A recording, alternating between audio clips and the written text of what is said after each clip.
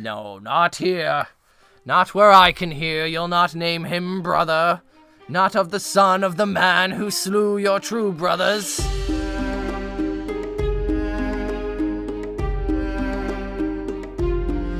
What up, and welcome to another episode of Brotherhood Without Manners, your favorite full spoiler reread podcast of George R.R. Martin's. I added an extra R. George R.R. Martin's A Song of Ice and Fire series. We are currently reading Clash of Kings. I'm Nate. I'm Zach. Yeah, we know, because you jumped in a minute ago. So, thank you for being here. If you've joined us before, you know that we are full spoiler. So if you have not joined us before, you don't know. I think would be the logical Yeah, that thing. would probably be the one who we want to speak to here. If you haven't read the books before, we talk about everything congruently. So there could be spoilers from future chapters. Yeah, we there didn't could not. write them. We don't know. We just like to talk about shit. So be warned if you don't want to hear spoilers for future books or anything else, because we'll probably really spoil just about whatever pops into our heads. Thanos snaps. Yeah, he does. A couple times, I think. Too. So, yeah, I could be spoiled. You haven't even I fucking haven't seen them all, you son Endgame, of a bitch. Yeah, You so, shut the fuck up. And quite a few others. But yeah, so we'll spoil stuff. If you joined us before, you know that we like to read Game of Thrones and talk about it. We like to read A Song of Ice and Fire. I'm going to just fucking one day yeet myself right into traffic. We did read Game of Thrones. Speaking of yeeting ourselves in traffic, fuck that. So Nate and I were on our way to work this morning, and not that we work together, and we witnessed somebody making an illegal crossing in a motorized scooter get taken out by a little buggy. Man, that's a mark out off my bucket list. I mean, it was pretty sweet. Man. Justice, sweet fucking justice. Like, it was so good. People in Southern California don't know how to fucking drive in the first place. No, so it's bad. God damn it. Justification. I mean, everybody lived, so calm down. Yeah, but, like, nobody's dead. It was pretty sweet to see. It was fucking wonderful. God damn. Because that bike came right up and on, like, So that's the kind of podcast we are, hence Brotherhood Without Manners. Anyway, if you joined us last time, we were reading Davos 1 from A Clash of Kings. Nice segue to cover up the fact that you forgot that we read A Song of Ice and Fire and not Game of Thrones. I know. We are currently on Clash of Kings, and as Zach mentioned, last time we read Davos 1. Davos, his introduction chapter was he was introduced in the prologue, but his first point of view was just fucking Davos wonderful. Hearts Stannis And Nate Hearts Davos. is essentially what you should take away from that. Basically. We watched some effigies of the Seven being burned. Melisandre was just loving life. Queen Selyse was loving life. We got the division of the Queen's men and the King's men and the men who really don't know what the fuck is going on. Stannis feels owed and is sending out every raven he has in his disposal, which is 117 copies, I believe, of a letter pronouncing Joffrey's incest and Cersei and Jaime's incest and the fact that he is the true claimant to the throne. And he also tasked Davos with going to every sept and small village and home fast and town that he could and nailing these letters up as well. And so, this time we get another first point of view chapter. Yeah. And from Dragonstone, we head all the way to the other side, the other shore, out in the middle of the lakes, the ocean, not the lakes, to fucking Pyke. Pyke. And we Theon. get some Theon thoughts. Fuck Theon. So, before we dive into it, I suppose we can get into the fuck Theon. Theon. Like, it's a masterfully written character by Martin to just despise this motherfucker so much, going into, without even having point of view chapters, the way he acted all throughout Game of Thrones. He was the biggest fucking cunt ever. And I knew that my first read through. Yeah. Like, Yeah. You don't like this character. And so the clever thing that I think Martin's done, though, is he puts fucking Theon in the greatest positions to get so much fucking awesome other character stories and, like... So, I'm drawing the line in the sand. I hate Theon. I love the Greyjoys. I love the history of Pyke. I love the Greyjoys themselves. Old Wick, Great Wick, fucking... I love the Iron Islands and their way of life, their culture. I also rediscovered with this reread that Balon Greyjoy is one of my favorite characters, and I've never really realized it because he is super smart and he's an opportunist. And I wouldn't say super smart, but he's smart. He's intelligent. He's clever, and he lives by a code. I saw him as an an imposing Walder Frey, one that's capable and fit, and less of a weasel about it, and more of a he's a more like intimidating viper, and like more, actually willing to strike and do right. it. Yeah, he's got a lawlessness about him, which I think is really interesting. Yeah, and we'll get into him about that to stuff once we actually get to him. Yeah. So we open this, and Theon is aboard the Miraham, and he's Theon, the cunt, the cunt, parading his lordly status around, has made the Miraham take the same route in that he had left 10 years prior when he was taken with Robert Baratheon. So they're going out of their way in some pretty inclement weather to make it so Theon can view his father's castle as he had seen it disappearing. And it kind of pisses all the crewsmen off. Yeah, like, he's putting them out. And so the ship is fucking not that great of a ship. It's kind of a tub. But big old boat. The shore, we get the description of Pyke. The shore was all rocks and cliffs, and the castle's towers and walls and bridges were quarried from the same gray-black stone as these cliffs.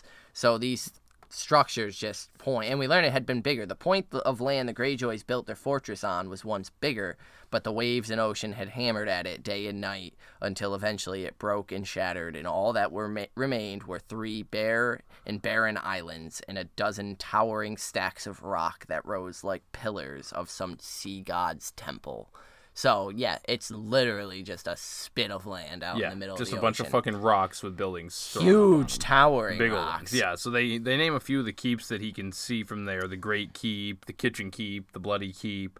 And they're all on their own little islands, like connected by bridges and shit. Like, some are covered with like stone, a little more sturdy, but some no more than rope and wood.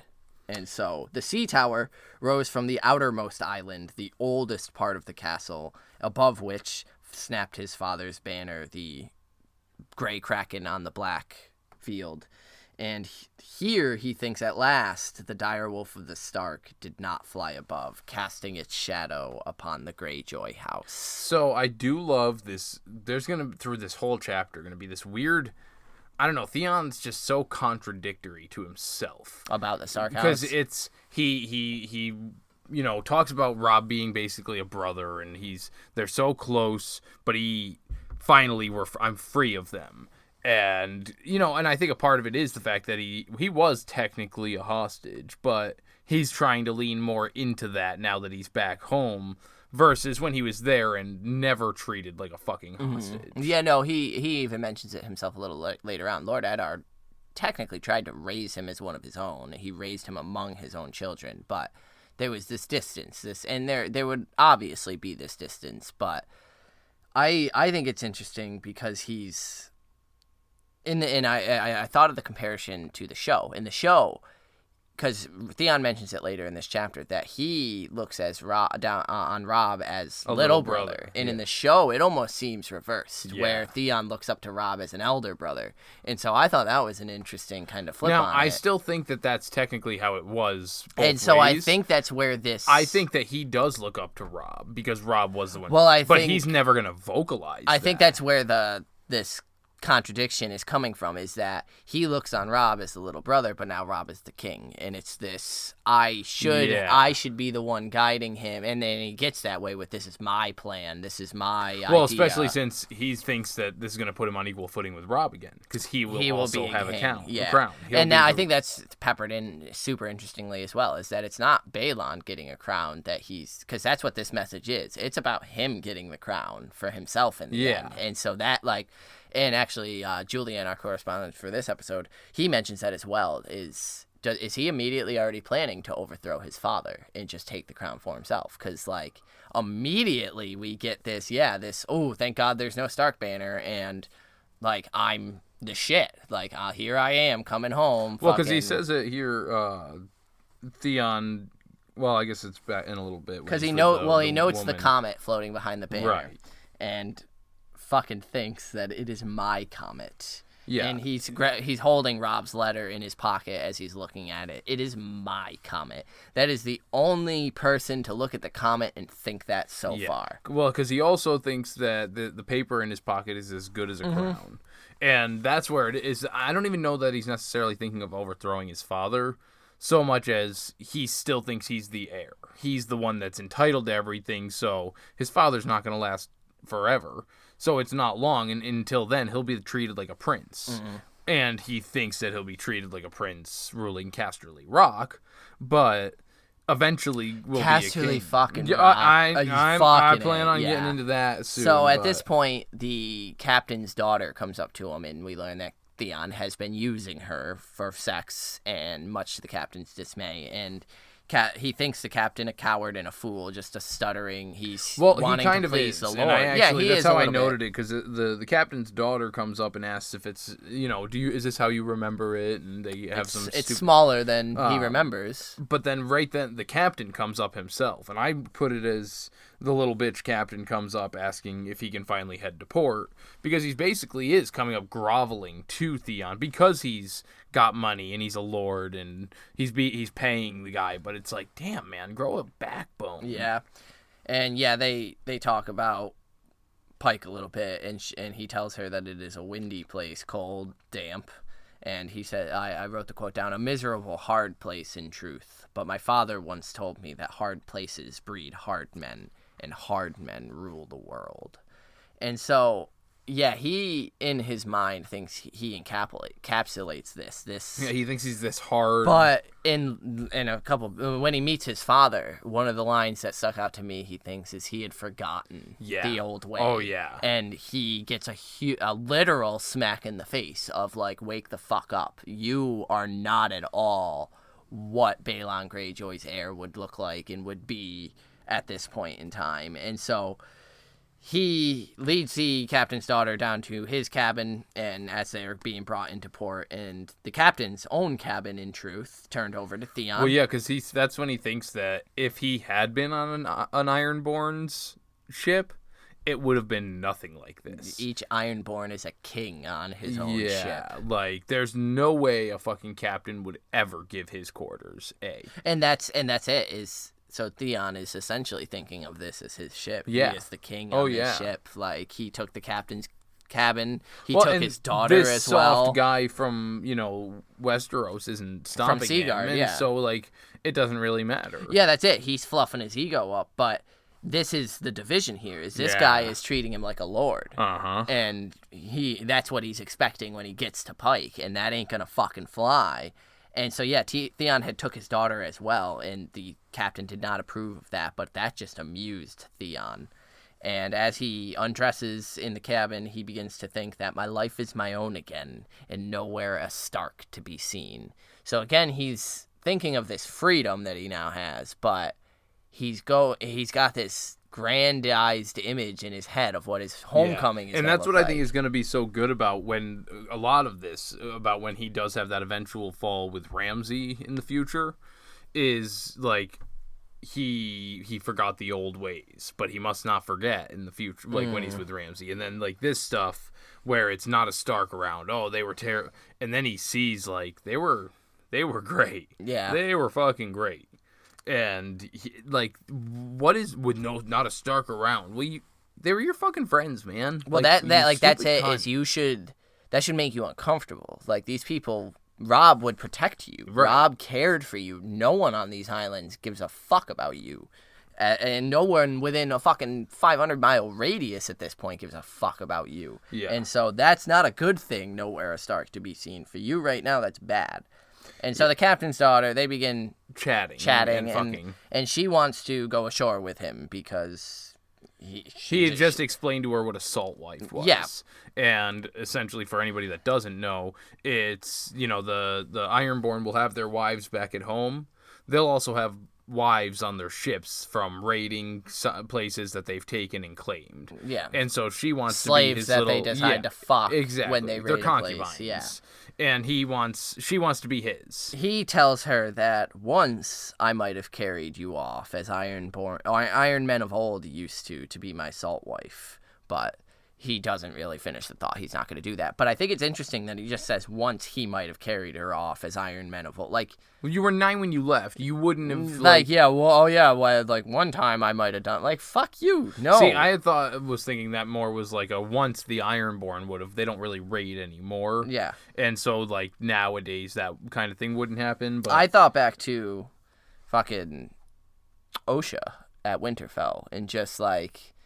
You weren't this suave. Yeah, I'm just gonna take what I want. And he starts thinking about the days of past, had the way the Ironborn used to reap and rave, taking slaves and women as they pleased. But Aegon the Dragon had ended the old way when he burned Black Heron and gave that kingdom to the weak rivermen and reduced the Iron Islands to a backwater of a much greater realm. So yeah, Black Heron getting fucked over the Ironborn because the Rivermen, right? Well, the Riverlands. That's when the Tullys and the fucking Seaguard and Seaguard itself specifically was constructed to repel reavers from the Iron Islands. Right. And so it had been to bring back the old way that his father repelled in the first place. Right. And Robert and Eddard Stark put a bloody end to that hope, but both were dead now. And so it's interesting that he says that as well. And boys ruled in their stead.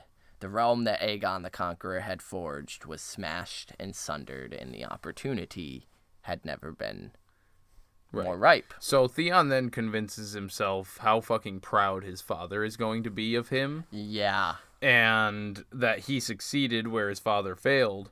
So that's when... So here's the thing. He finishes right now. With his he literally stroked his own ego so much that he climaxed. Yeah. He got off thinking about himself and how amazing he is. How his father's going to be like, oh man, my last born son in hostage. And that might be a little bit of a jump, but I think that was Martin's way of showing how much this fucking kid thinks of because himself. He's not interested. He thinks how stupid the daughter looks. Like, he's not interested in her. He, makes her start sucking his dick to shut her up. Like, he has no interest in this He daughter. Is getting off on himself. On the power and that he has, and the fact that he was able to take this captain's daughter, regardless of the attraction to her, make her do whatever he wants, and he's now, thinking about what is going to happen when he turns this letter over to his father, basically saying, oh, I got you a crown. Like, it's fucking insane, the ego of this kid. Yeah, so then they say some interesting quotes, actually, a little bit. For some reason, it kind of resonated with me, because she says that she loves the sea, and he claims the same thing. But he says, I must remember this. Theon vowed to himself, I must never go far from the sea again. Yeah, because he thinks the sea meant freedom to the men of the Iron Islands, and he had forgotten that until the Miraham had raised sail at Seaguard.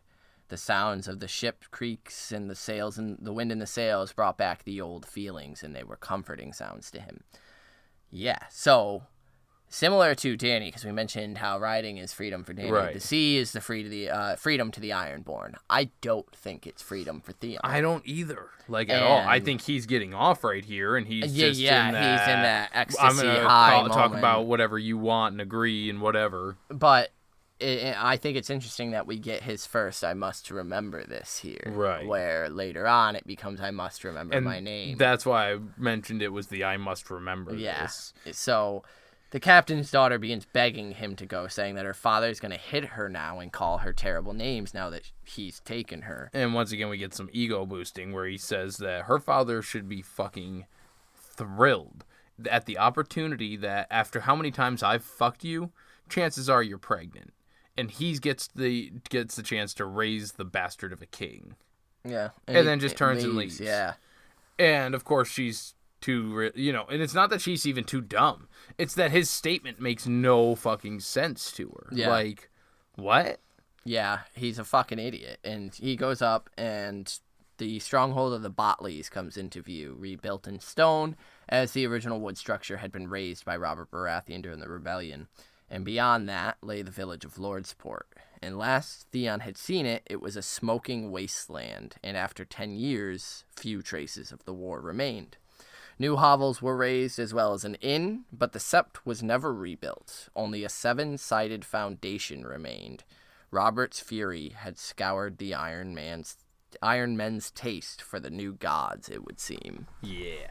I really like that image of just a 7-pointed foundation that just never was rebuilt on, which I think is so interesting, the religion things that we're getting in this book. Yeah, we're getting a lot about Red the Drowned God and right the after Seven. the Red God.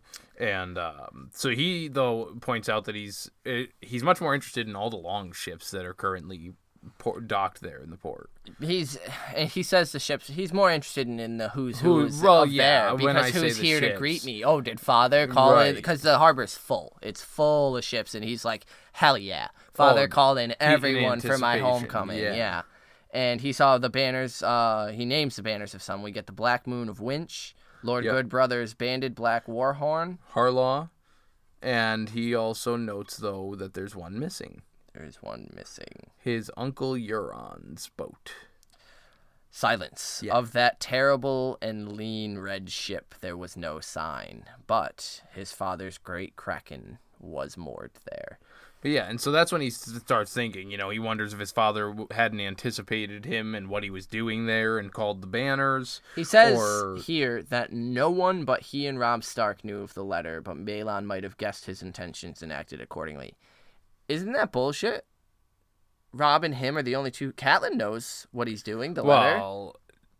Robb straight up tells her, I'm going to give him a crown. Let him rule the Iron Islands. I think that he's just too stupid. Well, that's what I'm saying. This is that unreliable narrative. Yeah, absolutely. This isn't true Kat at all. knows. Catelyn knows. I'm assuming Brendan B-Fish yeah. knows. Edmure probably knows. I think this is fucking Theon stroking his own dick again and being like, yeah, only the king of the north and I know this because Robb Stark is like a brother to me. I think that's completely bullshit, and it fucking pissed me off. Yeah. Okay. Fuck you, Theon. Anyway, the thought did not please him that his father might have acted accordingly. Yeah, because he worries that his father's going to steal all his glory. After all, it was his plan. Yeah, his father's war was long done and lost. This was Theon's hour, his plan, his glory, and in time, his crown. What a fucking fuck, dude. And so he decides that Balon's just paranoid. Yep. And likely this is just a defensive move for caution. And we learned that his uncle Victarion is also paranoid and an old man. He commands the Iron Fleet, which I just thought it was an interesting note that's where we get Victarion's. And as the boat approaches the shore, Theon starts seeing what's out there and notes that there's nothing, nobody. He sees an old guy dragging some horses and some guards, maybe some merchants out there. Yeah, he expected maybe the steward, Lord Botley, even Dagmere Cleftjaw, but yeah, there was no one. Robb had sent the ravens, but when no longships had awaited him at Seaguard, Jason Mallister had sent his own ravens ahead, assuming Robb's lost. But he sees no one, no fucking honor guard, no familiar faces. And as the captain begins announcing to the small folk what they've brought on, yeah, they start just kind of calling down to the merchants and stuff. The cargo. captain even tries to returning your heir, and they all just kind of blink at him oh, okay.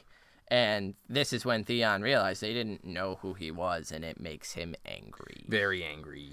So he orders his things brought to the castle, and he calls for a horse. And a man says that he could fetch him a horse, but a voice calls out saying that is not needed. And the priest that Theon had seen on approach on the beach begins to come forward, and the small folk begin to bend the knee to him, and it is Damphair, his uncle, Aeron. The priest.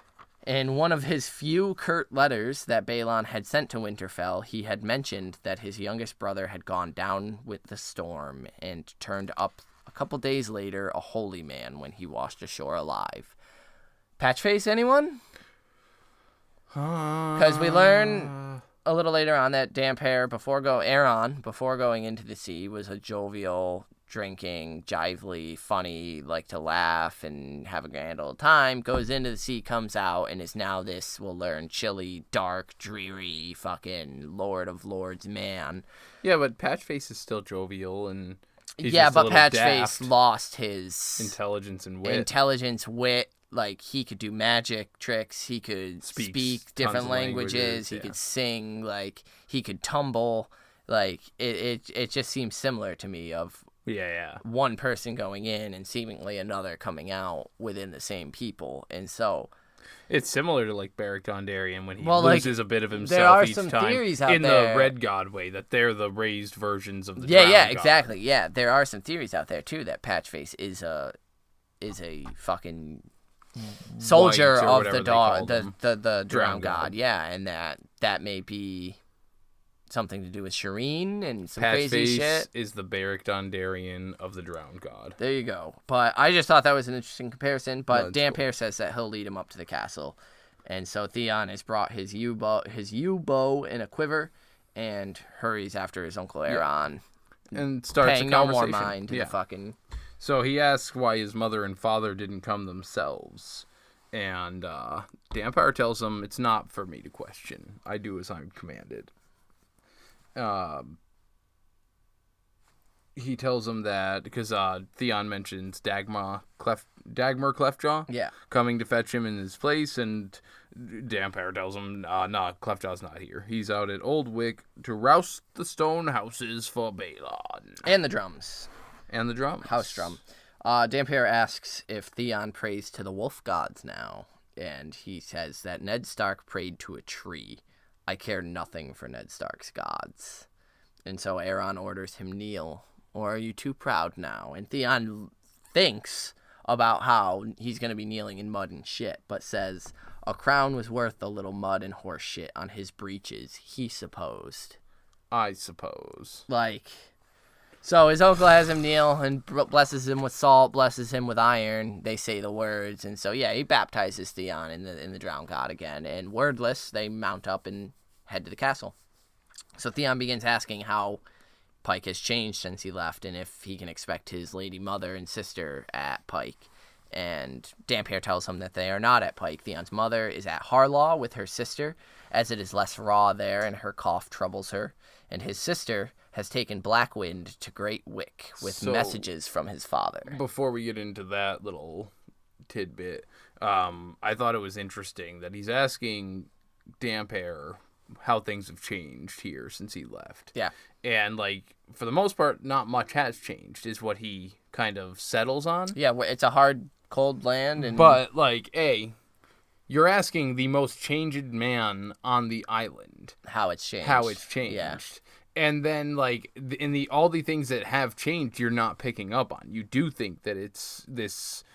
you're still expecting an honor guard, right? Like, exactly. Yeah, exactly. You're talking to the most devout of the Drowned God's worshippers. Like, that's how it's changed. The Drowned God is the Drowned God, as it always has been. Nothing has changed to Aeron Damphair, but that's it. And so, he thinks that it's odd that Asha would name her ship Blackwind, and Robb has a wolf Well, she didn't name it Blackwind. It was her mother's ship before hers, wasn't it? And so that was her that named it? I don't know who the fuck named it. But they were both She named, has a ship named Blackwind, and Robb has a wolf named Greywind, and he thinks that Stark is gray and Greyjoy's black, but it seems we're both windy.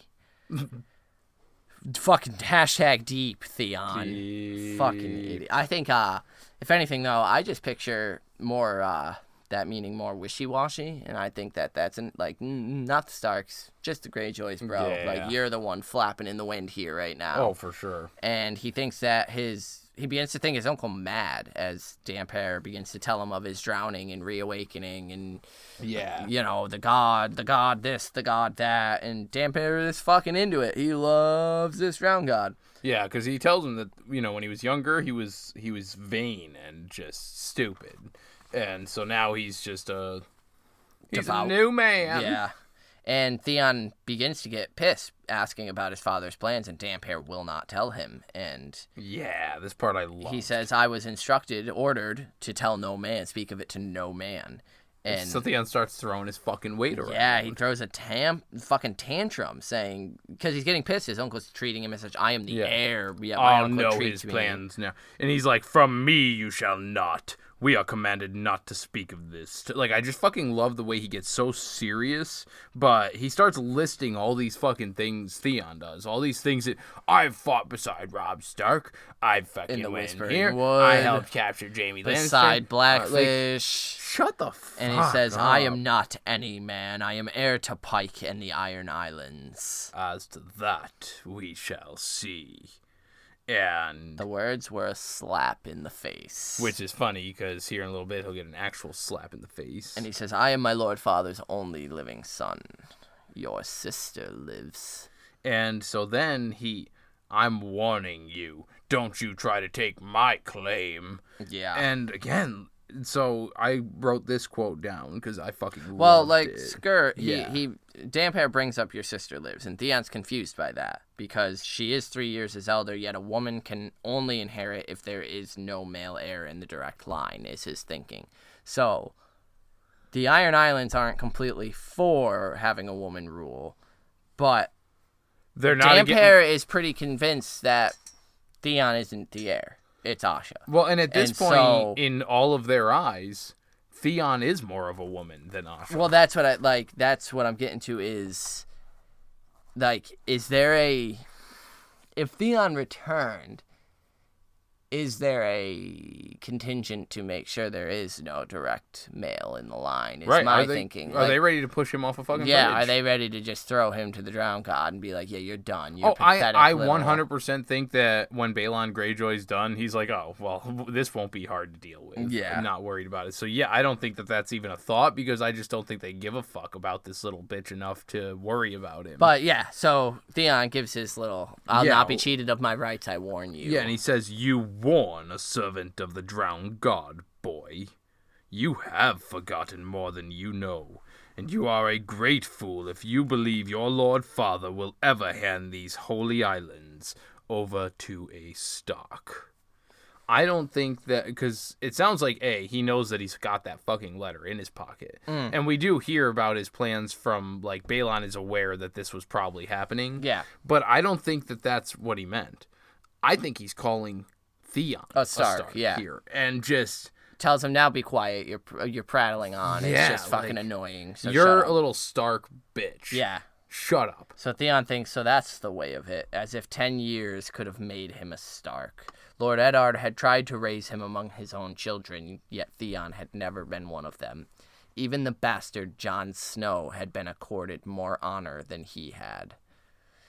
So he had a little thing with Jon there. Yeah, Because that- we learned from Jon that Jon didn't really feel all that fucking welcome there yeah, at all. at all. And so... But I also think the funny and important thing is that he says 10 years can't make me a Stark. Can 9 years make you a Greyjoy then? yeah. Because you were, like... You were 9. That's what he said. Like, it gets brought up again. And so I just think that that's the thing is... Yeah, it absolutely can make you. Like, yeah, if you were still a malleable child. Like, you had no loyalty. There, Yeah. Like, nothing you're saying really makes sense. You were beaten and abused by your brothers for 9 years that you Yep. didn't like. You had a mean, pissed off, angry father. And then you got to live with the Starks in fucking luxury for 10 years. And we learn a little bit more about that. Lord Eddard had tried to play father from time to time. But to Theon, he always remained the man who brought blood and fire to Pyke and took him from his home. As a boy, he feared Lord Stark and his great sword, and his lady wife was even more distant and cautious around Theon. As for the children, only Robb and Jon had been old enough to be worth his notice. Jon was sullen and prone to jealousy over Theon's high birth and Robb's regard for him. For Robb, he did have a certain affection as a younger brother. So, the younger children were of no note. Like, they weren't old Bran, enough Arya, to... Sansa, so, like, Rickon, who gives a nothing. fuck? Jon and Robb. Jon and Robb. And Jon was sullen, which I would imagine Theon lorded over him, this relationship with Robb. They are the best versions of Theon, technically speaking. You've got the bastard, the I don't belong here that you could have idolized. You still did well there. Yeah. And then you have the Trueborn, the High Lord, that you could have mirrored as well because you're a Highborn. Yeah. And just went with, like, you would have been a great addition to the family if you weren't such a pretentious cunt. Yeah. If you gave up this bullshit I am Lord Balon's fucking heir, like, to the Iron Island shit. This pride that he has for no fucking reason. You were 9. I'm sure, and I mean, I get that and it's his a little brothers bit were of, alive when he left. It's a little bit of the Viserys thing where it's just hammered into you Yeah. that this is what you're gonna get. This is what you like. You're 9, and you're still like now you're 19, and you're still clinging to this fucking stupidity. 9-year-old dream. Yeah, and so he thinks that was the Iron Islands, though. They lived in the past, fighting old wars to their very graves. And, I mean, that's fucking it right there, is Theon is still clinging to the past and fighting the siege of Pyke. Which is very funny because the next thing that he starts talking about is that his father and uncles are too old and unwilling to forgive or forget.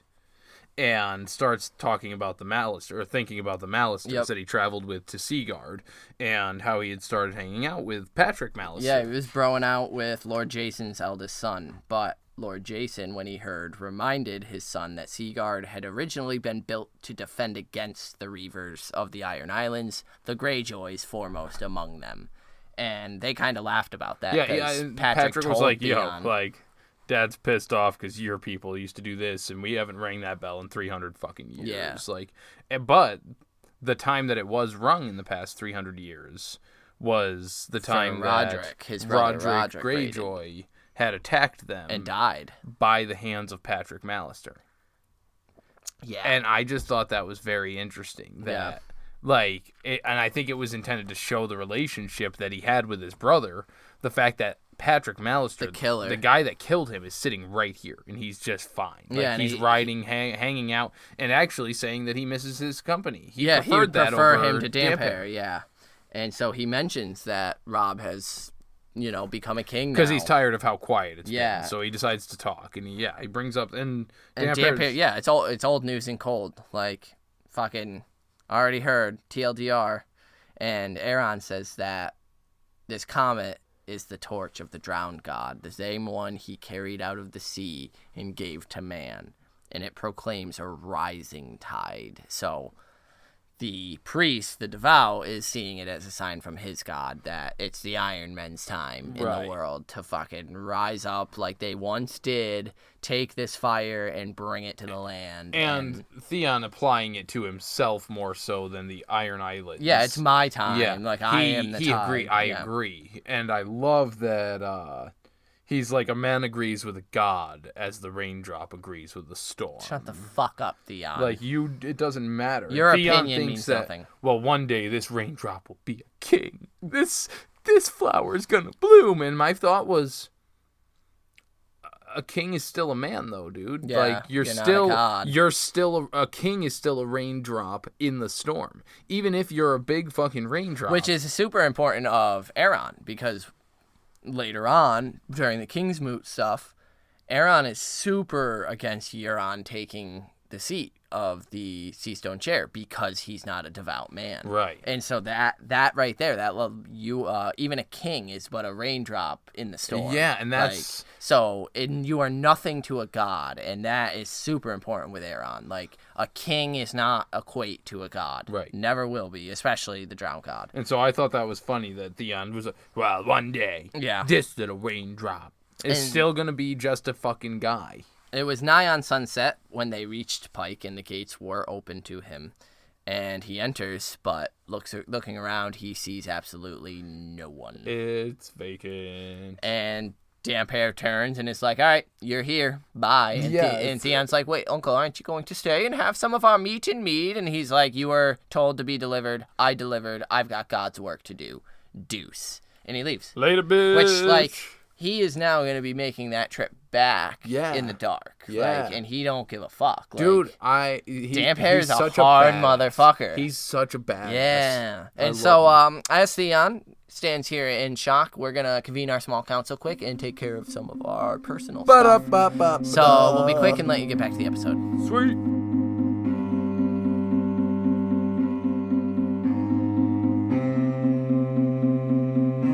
What's up, homies? Welcome to the small council. Smallish. Very small. There's only 2 of us currently meeting on the small council, which may or may not be changing soon for one episode, potentially. So there's that. Tease. Welcome to the Small Council. We like to just gather here for a short time to give you guys our socials, how you can reach us, where you can talk to us, let us know what you're thinking, send us inductees, all that good stuff. Your ravens can be sent to... I don't have a sentence after that. That's okay. You so can reach before me... we actually shoot them, let's yeah. read out. Somebody had reached out on our Twitter to give us an inductee from a past chapter, and so we do like to read out the inductees even if we're not currently on those chapters anymore. And so this person is responding to Arya 2 of Clash of Kings, which was only a couple chapters ago, and she says she is behind and just now listening to it and just had thought if the Gold Cloaks were looking for Arya, why would they call her a boy? And so that's just another factoid there to cement in that they're there for Gendry. Cersei and all of them are still under the impression that Arya's probably fucking dead. So they don't have any idea there. But her inductee is Yoren, and that was Karen Jean. And so thank you for submitting that inductee. Yeah, thank you. If you'd like to write in and give us your inductees, you definitely can do so. We'll have some at the end of the episode with the current episode for Theon. But we can be reached as Karen did on Twitter. That's at Manners Without for me, Nate, and Zach is at Carstark92. That's Carstark with a C-A-R-R. Clever. Not a K-R. Yeah, he thinks he is. Rude. We are also on Instagram at Manners Without. We have a Facebook group, facebook.com/Brotherhood Podcast. Yeah. Cool, got it. We also, though, have a private Facebook group. Ooh. And that's for a select few who are willing to give us money, basically. So you go to our Patreon, patreon.com/Without Manners. You just throw us, it's like $4, $2, whatever, a little bit each month, and you get to join us in our shenanigans on Facebook, because why the fuck not, yo? Yeah, we're currently looking into upgrading our mic system and potentially a laptop, and so every little bit that we get is being put towards that, and we put it in our little podcast savings. Our little jar that sits here. We're excited to actually use that money to upgrade our sound quality because we plan on doing this for quite a long while. We enjoy it so goddamn much. And we're getting close, actually. We're very close. All we need for the next step of the upgrades is the fucking stands to hold the microphones. So we've got the mics, we've got the soundboard, a computer that could handle it would be better, but the mic stands is what's holding us back at the moment. So hit us up and let us know what you guys think, your thoughts. And make sure we did in some correspondence with our French friend Julian. He mentioned, and Nate and I were talking about it the other day, that if you're listening, Not So Silent Sisters, we miss you. We miss your input. They were some early write-ins of ours, and we really enjoyed their input. So, their lives got busy. They of course. Hopefully you guys are still listening, so this is just a shout-out to you that actually Julian wrote us in about you guys and missed your input as well. So. And that goes for all the listeners who have given us little things. Well, that's it. We wanted a platform for people to talk about Game of Thrones, and so the fact that our listeners are engaging each other, it's awesome. So yeah, write us in, be a part of this community. We're having a blast. Review us, because that helps us loads. But we'll fucking stop now, gushing like Theon and stroking our own dicks, and let you get back to listening to the episode. And listen to Theon stroke his own dick. All right. See ya.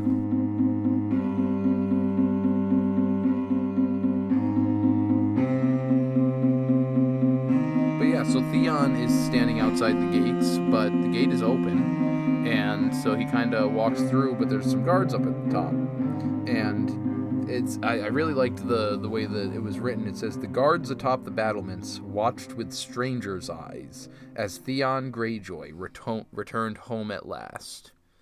And I just really liked that, with strangers' eyes. That's the contrast that we get in Theon. Like, he returned home at last. In him, this is some grand moment, but for everyone else, it's another fucking day on the Iron Islands. And it made me think of, very oddly, from the show, when Arya returned to Winterfell, and the guards are like, "Who the fuck are you? Yeah. No."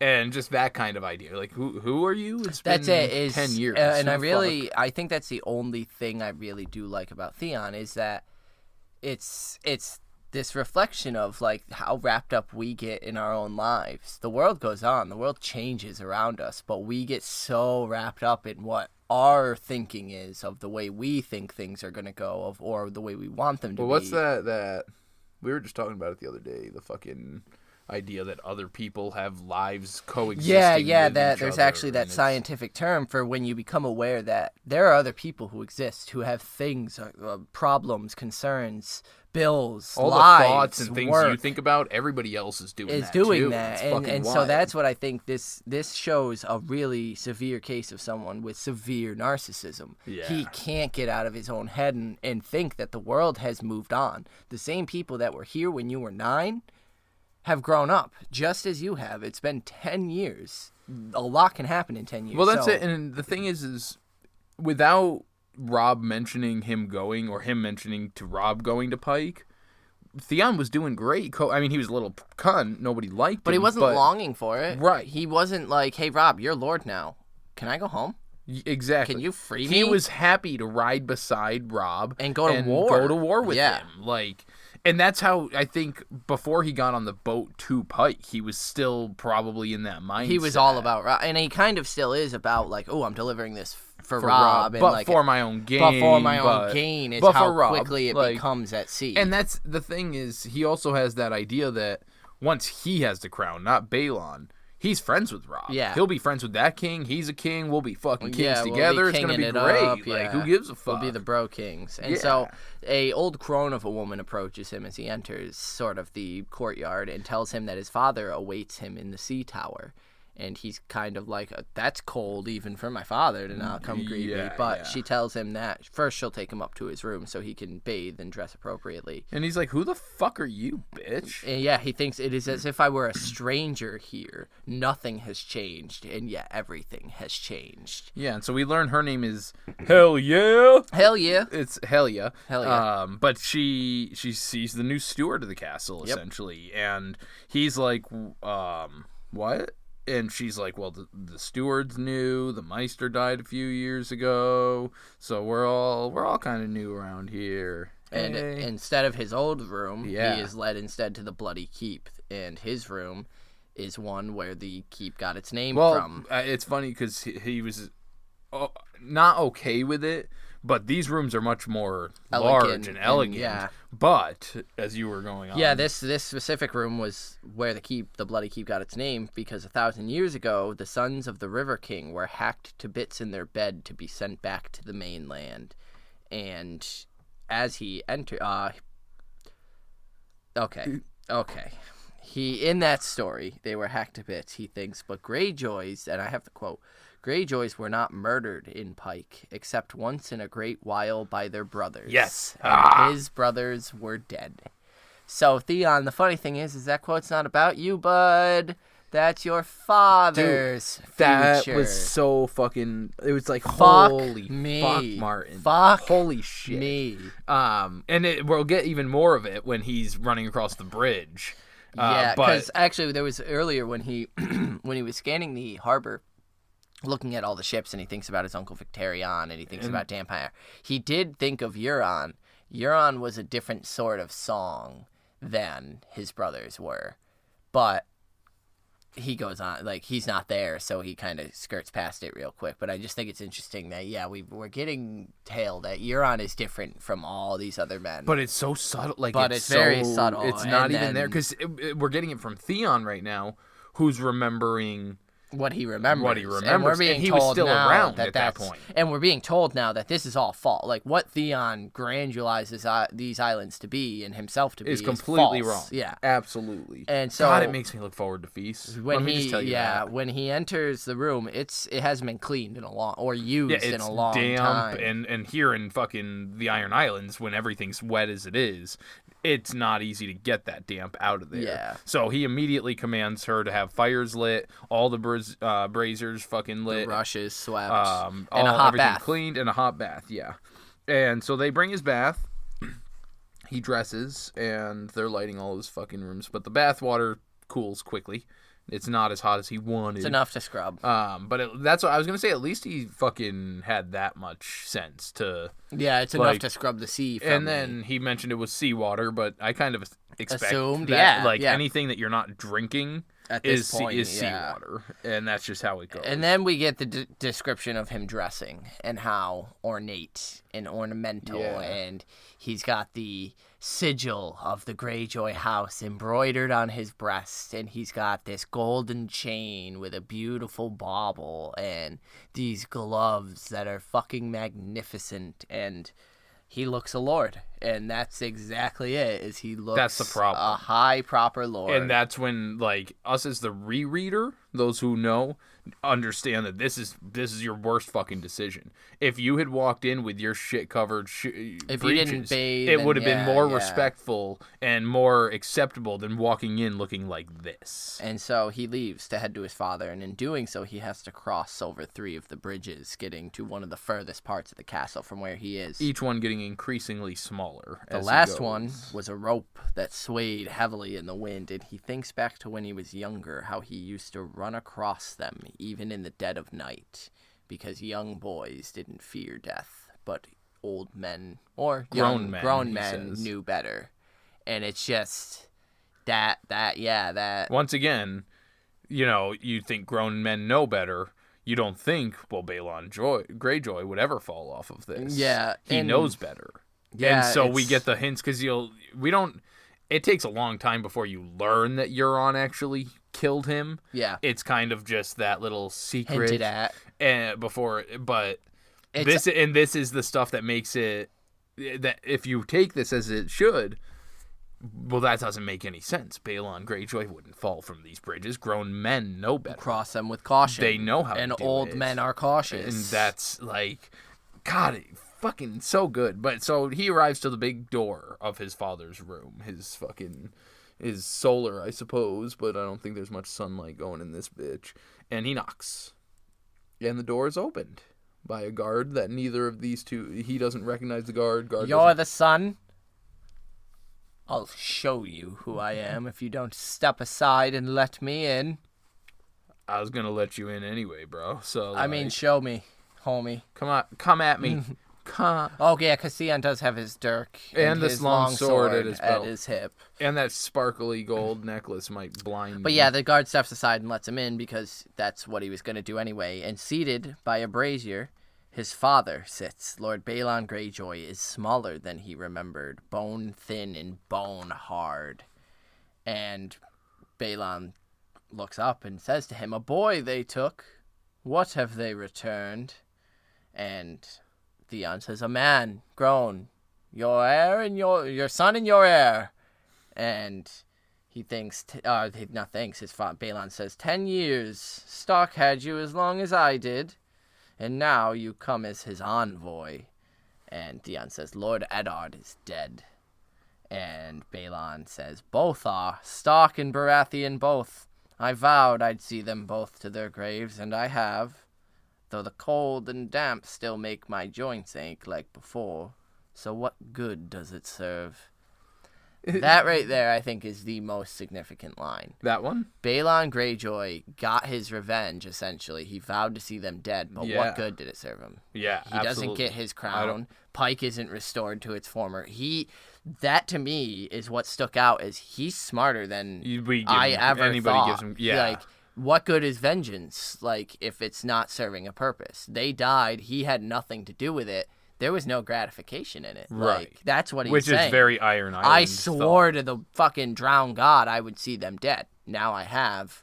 I don't feel better because of it. But because he didn't see them. He didn't do it. He didn't avenge his sons, didn't avenge Pyke, didn't get his crown. They died, and what good was vengeance at that point? And like, it's showing how patient he is. How he wanted to be the ones to kill him. He never had Doran that. Martell. Yeah, and so Theon goes to hand him the letter from his pocket at this point to show him what good it serves, but he gets cut off before he gets a chance to, and he says, he asks if it was Ned Stark that dressed him this way, and he's, no. Was it his pleasure to dress you up in dresses? You might have the actual Was it quote. his pleasure to garb you in velvets and silks and make you his own sweet daughter? He gets fucking embarrassed because it's not even anger. I'm sure there is anger, but his face turns red. I think it's purely an embarrassment. Yeah. I haven't seen my father in 10 years. The first thing he starts doing is saying I look like a little girl because of the dresses that I'm wearing. Yeah. And that's what's very much funny because he sees the necklace on him and he asks, "So, Did you pay gold or iron for your little chain? That bauble on your neck, was it bought with iron or gold? And This is when it clicks. And he's like, oh, fuck. Theon had forgotten. In the old way, women might decorate themselves with ornamented jewelry with purchased gold, but a warrior only wore jewelry taken off an enemy slain by his own hand, paying the iron price, it was called. And Balon wraps his fingers and yanks this chain. See, and the sad thing is, like, he made these claims to Damphair about fighting in these battles. All you had to do was take one of their necklaces, bro. And you could have looked your father in the eye and been like, this one? Iron price, yeah, bro. I took this one off of my kill in the Whispering Wood. And this one right here? This one off some wildling raiders in the fucking woods of Winterfell. Yeah. You could actually had some, but no, you're wearing this pretty. You have gone to war. You have fought beside it. You have done all these things to be proud of. Act like with the Starks. So, Yeah. and that's the fucking difference here is the Starks made you somebody who you didn't have to grovel and beg and aspire. You just were. You were accepted by Rob. Here, it's all about your presentation, and you're getting shit on. And for so it. that's the next part is where he tells him, because he throws the necklace in the fire and tells him he rips it off so hard that Theon thinks if the chain didn't break, he would have been beheaded by it. His father, and I think that's important with how small and diminutive Theon's seeing his father. He just fucking yeah. And so he says, my daughter married an axe. I'll not have my son bedeck himself like a whore. And, like, I was going to mention the whole, like, he's dressed all silky and prettily. Asha's out in her battle garb. Her fucking... Yeah, I mean, even Balon, the ruler, he's dressed pretty plainly. He's not in, in a black velvet. Doublet. Or doublet, yeah, he's just got a basic armor. It's not a... And the silk...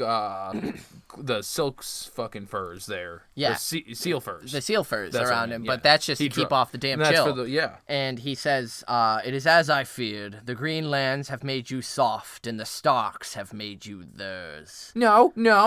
I still have iron and salt in my blood, Dad. And yet the Stark pup sends you with a message clutched in your talons like a trained raven. I love the unrelenting. He received the letters, and yet he still knows that Theon has Theon's here to do the squawking. You're here to and that's Balon again that is he's so clever. Yeah, and he's straight up calling Theon on this this division of loyalty of you show up here claiming to be my blood and heir, but you're begging clearly favors for him. Begging favors, dressed like him. You are acting a Stark in front of me, begging me for this. And Theon tells him, well, no, I'm not just speaking for him. This was my idea. He heeds my counsel. He listens to me. We're friends, dude. Yeah, and a smile of what seemed like amusement curls over Balon's face as he says, the Wolf King heeds your counsel, does he?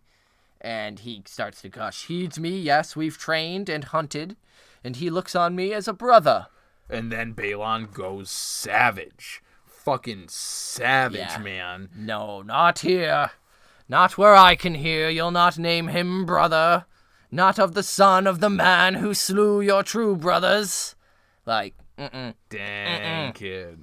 And so Theon thrusts the letter at him and just fucking read it. See what he has to say. And so Balon breaks the seal, reads it, and his lips twist in a smile as he does so. And this is what I've loved about him this whole time is he's just amused because he knew this was all happening, and he's just so entertained by all of it. So Theon explains that he wants Balon to take his ships around to the undefended Casterly Rock and potentially Lannisport, depending on where the new support troops are. Well, because they're expecting the troops to go to Lannisport to defend, and that leaves Casterly Rock fully undefended to be taken. And so Balon asks him, is this why Robb Stark sent you back to me? And Theon says, well, kind of, but it's my plan, so I will lead the attack. And I will do this and that, and as a reward, I ask that you grant me Casterly Rock, and that way the Iron Islands will have gold and such as... The rock has never been taken. Until now. Yeah, I'll do it. And it's because Theon smiles there, thinking he's so clever with, and it's funny because he makes that mistake with this plan that he thinks is going to work. Then he makes the exact same mistake with Winterfell. The exact same thing that would have happened. And he tells him how cause he's so fucking happy about that, but Balon doesn't return his smile and instead says, then his what did I fucking put? Oh, you already said that, didn't you? This is why Rob Stark sent you. So I'm just repeating what you said. Smiles at him and says, "You reward yourself handsomely." That's where I was. For a notion and a letter. A few lines of scribbling. And he says the pup mentions no reward, only that you speak for him. I am to listen to you and give you my sails and swords. So he's pointing out that Theon's claiming Casterly Rock. That's not something that was being given by Rob. He's full aware that Theon has this inflated sense of importance. And no, this is the king talking to another king. Yeah. You're nowhere mentioned in here, dude. And he says, so he will give me a crown. Yeah. And Theon tries to... Well, I mean, that's not quite what it's meant to say. No, it says what it fucking says. What is written is what is intended, and he tosses the letter into the brazier. Yeah, because he says what is given can be taken away. And Theon's fucking mind is blown at that, because he's thought this was the golden ticket. This is his fucking path to luxury. And Balon's like, no. So, yeah, he tosses it in the brazier, and Theon asks it, have you gone mad? Wham! And fucking Balon backhands him. Now, I immediately think, and I suppose just because most backhands are for similar reasons, the Tyrion slapping Joffrey backhand. Where it's just an adult you backhanding petulant a child. Little fuck.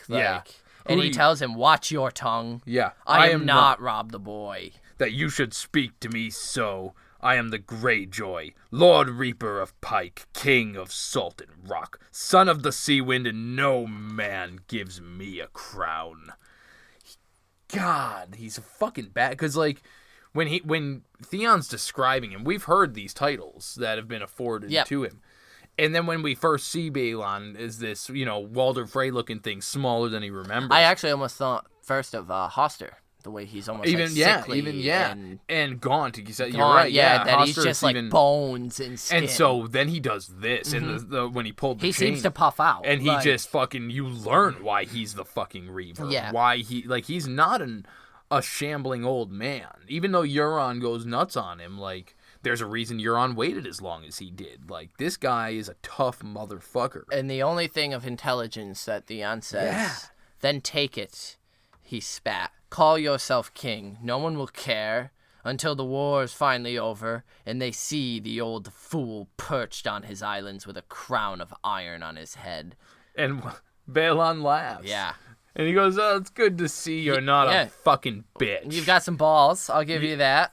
But I am no fool. You think I've gathered my ships to watch them at anchor? I'll carve a kingdom, but not from the west. The rock is too strong to be taken. As is the east, I hunger for a different fruit, hanging ripe and undefended, and ripe for the plucking. And Theon thinks where, but realizes he doesn't need to ask, because he already knows. Winterfell, dun dun dun dun, dun dun dun dun. That's the end of Theon 1. And that was Lord of the Rings. Yeah. Word. Yeah. I like that. Mixing a little Tolkien in there. Yeah. So... I fucking hate Theon. I hate Theon. I love his family. Chapter. This chapter was so good. Yeah.